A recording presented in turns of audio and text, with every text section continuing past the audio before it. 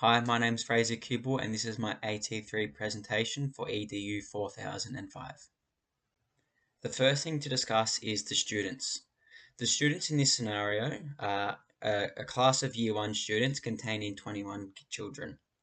This includes 2 EAL students, 2 Aboriginal or Torres Strait Islander students, 1 who has anxiety, 2 students have ASD, 1 of whom is EAL, 1 student with dyslexia, 1 student with processing difficulties, 1 student with executive functioning difficulties, and 1 student with a chronic illness which may affect attendance. What are their learning needs?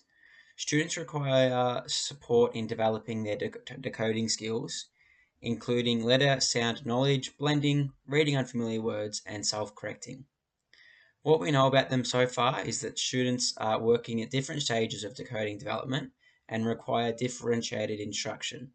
Some students may benefit from more engaging physical material tasks, repetition, explicit modeling, and additional processing time, while others are ready for more complex decoding tasks.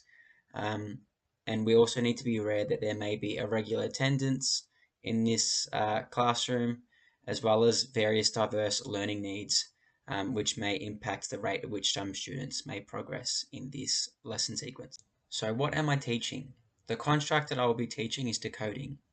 Learning in the construct looks like students developing the underlying skills of applying knowledge of letter-sound relationships to blend sounds and read words, including using consonants, vowels, and digraphs while reading connected text with growing accuracy and fluency and monitoring meaning during reading. This connects to the Victorian curriculum under Level 1 English Phonic and Word Knowledge, which is to use knowledge of sound of short vowel, common long vowel, consonant blends, and digraphs to read and write 1 and 2 syllable words. It also relates to segmenting and manipulating phonemes in words, including words with consonant blends at the beginning and end, and words with more than 1 syllable. What are the students ready to learn? Using the chart as evidence, the clear diagonal pattern shows where students are currently positioned and what they are ready to learn in the next step of decoding. What are the goals for my students?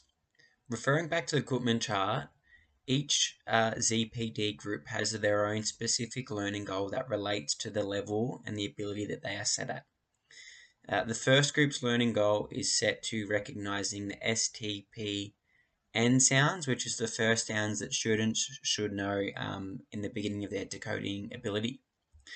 The next group is related to recognizing all short vowel sounds, which again is the next sort of step in progressing through decoding. Same with ZPD3, it's related to blending CVC and CVC, which is consonant and vowel words. And the last group is related to reading all long vowel digraphs. Okay, so all of those sort of progress along that line of decoding. And each of these goals is related to the Victorian curriculum as well. Looking at the design unit plan, we have stage 1, which is the desired results which you're looking for. On the left-hand side, you can see the established goals that are set for each of the ZPD groups. Hopefully, students will be able to independently use their knowledge to decode and say sounds that appear in words, and also maybe to blend sounds together to improve their reading skills. This means that students will understand that letters represent sounds, and these sounds can be used to read words, that readers use their knowledge of letter-sound relationships to decode words that they are not sure of, and also that practicing reading helps improve accuracy, fluency, and confidence. Students will know how to decode simple words using sounds, how to blend sounds together to read words, and strategies for sounding out unfamiliar words. Students will hopefully be also skilled at saying letter sounds, decoding words, blending words, and reading unfamiliar words as well. The second stage is the collection of evidence. So the evidence that will be used for each of the ZPD groups is a verbal assessment, as it is related to decoding, which is related to their specific learning goal. So the first group is learning those initial sounds, whereas the last group is more so learning those long vowel digraphs and focusing on improving their reading accuracy.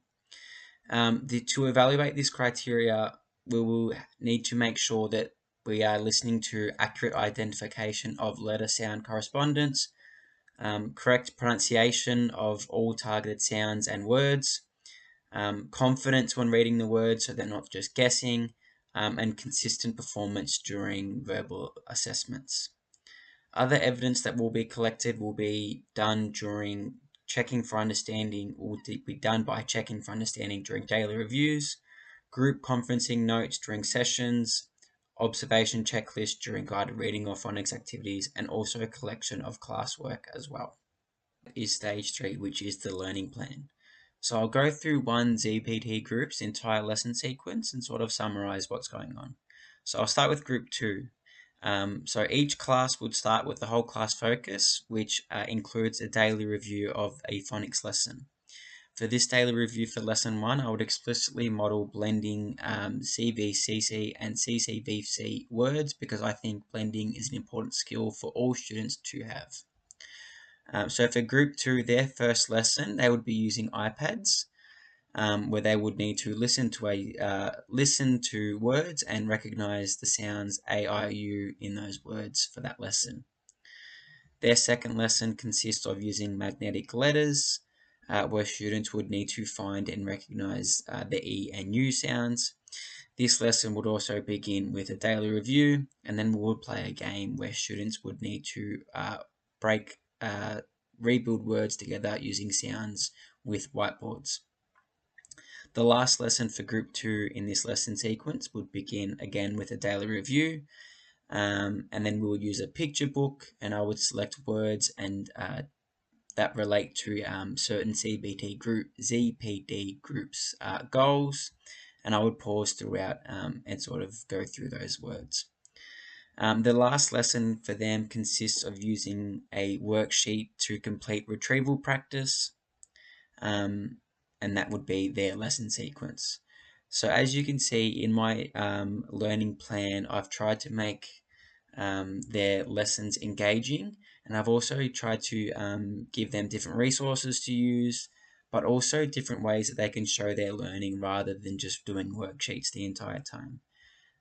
So that would follow the UDL principles of being engaging, but also using different principles to show how they have learned something.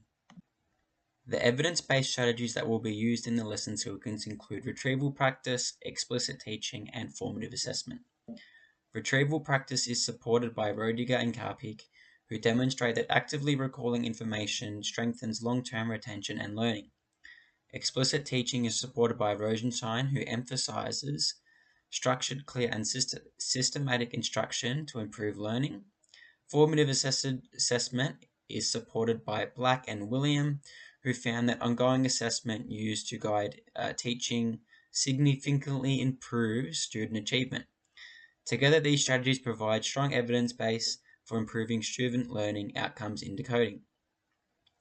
These strategies are also supported by the Australian Education Research Organisation, which identifies retrieval practice, explicit instruction, and formative assessment as high-impact evidence-based approaches that improve student learning when implemented consistently in the classroom.